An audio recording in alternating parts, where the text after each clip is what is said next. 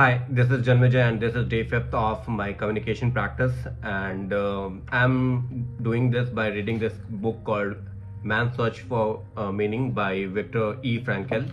And in this book, he talks about his experience in the concentration camp. And in the second part of the book, he talks about his therapy called logotherapy. It's kind of psychiatric mechanism to understand the psyche of human being. So in this book, he talks about how he experienced his mental condition change or like transformation during his incarceration in the concentration camp by Nazi Germany. So was World War II, and this book was written in 1945, and it was supposed to be anonymous to not focus on the author, but like on the psyche of ordinary prisoner. And it was not in one of the most infamous concentration camp, but it was a very small town camp, and it was in Austria, Vienna.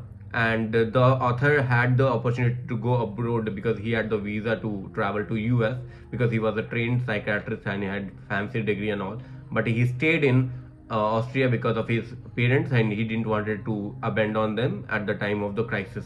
However, his parents were not keen on him being in the Germany, in the area controlled by Nazi Germany. So this book doesn't claim to be a factual account of any horrors that been faced there, but it's more of a psychological impact of the incarceration, because he said that this can't be written by a third party person who hasn't experienced the camps and all by themselves, but it's more of a insider view of the life and how it affects the human psyche and everything, right? And he also claimed that it's very difficult to be unbiased while writing this book, because certain amount of passion or other things comes and kicks in, right? And he also talked about the capos who were like Jews only, and they were like the heading the people, and they were more cruel to their own people than the sometimes the prisoners, guards and all, right? And yeah, let's begin the session.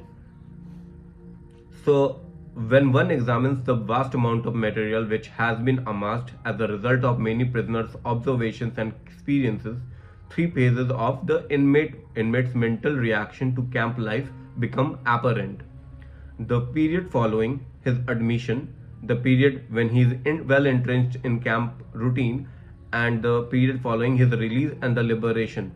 So he talked about these three phases of prisoners. One, while he's being inducted; the other is when the person become well entrenched in the camp routine and everything; and once after the life, following the release and the liberation. So also talks about how it affects you lifetime, like the imprint of the incarceration after the release. It's also you I may have heard about PTSD. The soldiers who are coming back from the war scenario, they experience that sort of psychological damage. Probably that sort of damage is also talked about in this book.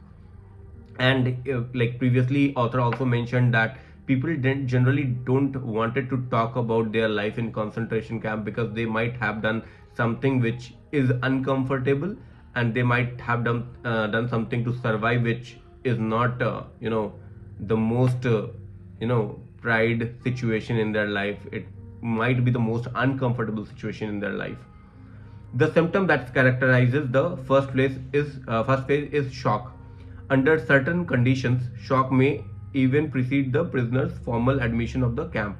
I shall give as an example the circumstances of my own admission. 1,500 persons had been traveling by train for several days and nights. There were 80 people in each coach, and all had to lie on the top of their luggage. The few remnants of their personal possessions, the carriage, were so full that the only top parts of the windows were free to let in the grey of dawn. Everyone expected the train to head for some munition factory, in which we would be employed as forced laborers. We did not know whether we were still in Silesia or already in Poland.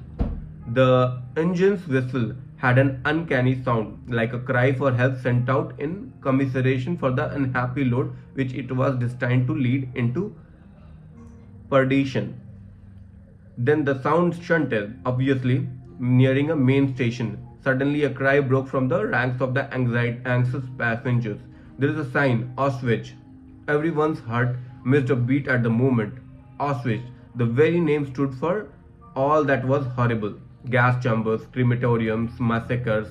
Slowly, almost hesitatingly, the train moved as if it wanted to spare its passenger of the dreadful realization as long as possible. Auschwitz. So basically, it's talk about the journey to the concentration camp, and there were no space for people, and people were lying on top of their luggage, and they were not able to even see fully the dawn outside the window. It was just a gray layer that was visible, and people were anxious, and it is talking about the atmosphere, the surroundings, the unhappiness that was in the train, and passengers were anxious once they saw the sign Auschwitz, because Auschwitz is one of the infamous concentration camp where gas chambers were there, crematoriums were there, and there were a lot of massacres going on there, and people know about it. Like the Jew people who were being to the concentration, they dreaded the Auschwitz very much, and we also know about Auschwitz, and they don't know whether the train is still in Austria or they reached Poland. So that was the atmosphere and general commotion among the passengers. With the progressive dawn, the outlines of an immense camp became visible. Long stretches of several rows of barbed wire fences, watchtowers, searchlights, and long columns of ragged human figures, grey in the greyness of dawn, trekking along the straight, desolate roads to what destination we did not know. There were isolated shouts and whistles of the command. We didn't know their meaning. My imagination led me to gallows with people dangling on them. I was horrified. But this was just as well, because step by step we had to become accustomed to a terrible and immense horror. So, जैसे जैसे it was dawn, the outlines of the camp were visible, the watchtowers, the searchlights, and they were trying to calm themselves down and trying to accustomed of this terrible and immense horror that was about to follow. And they were afraid, anxious about the camp. Of course they would be. Eventually we moved into the station. The initial silence was interrupted by shouted commands. We were to hear those rough, shrill tones from then on, over and over again in all the camps. Their sound was almost like the last cry of a victim, and yet there was a difference. It was a rasping hoarseness, as if it came from the throat of a man who had to keep shouting like that, a man who was being murdered again and again. The carriage doors were flung open, and a small detachment of prisoners stormed inside. They wore stripped uniforms, their heads were shaved, and they looked well fed. They spoke in every possible European tongue, and all with a certain amount of humor, which sounded grotesque under the circumstances.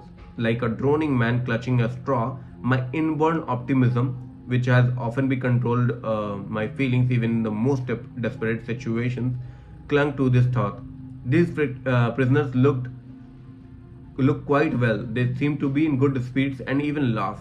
Who knows? I might manage to share their favorable position. In psychiatry, there is a certain condition known as delusion of reprieve. The condemned man, immediately before his execution, gets the illusion that he might be reprieved at the very last minute.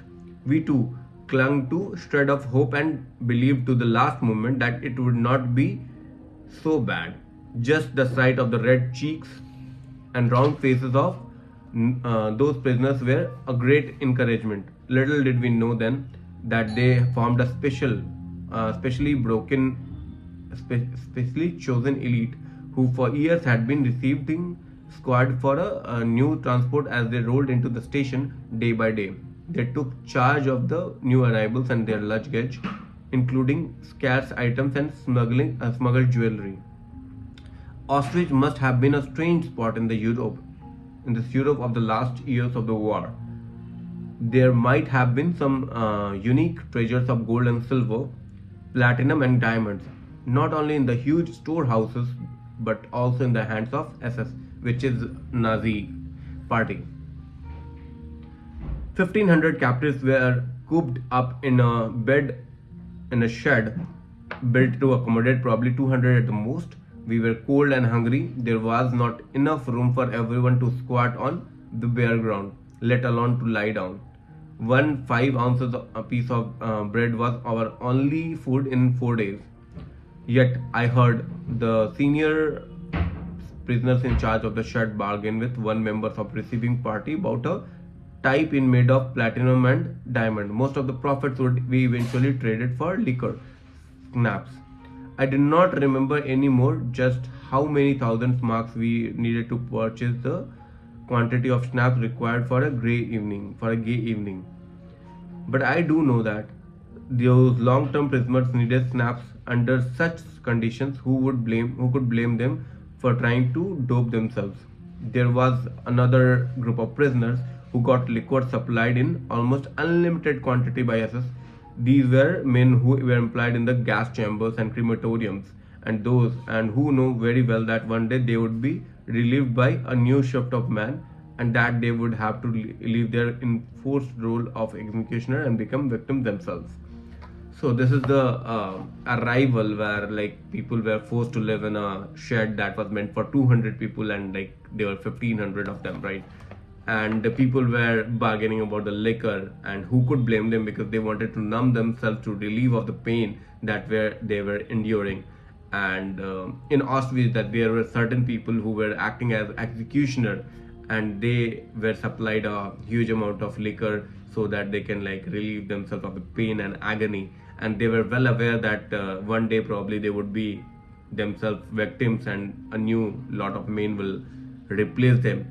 So these kind of horror, or like the state of mind was of a prisoner who just arrived at Auschwitz, and he was you know had that hope that okay, I could be one of the people who are well fed, who are in the good books of the SS, and probably they could survive.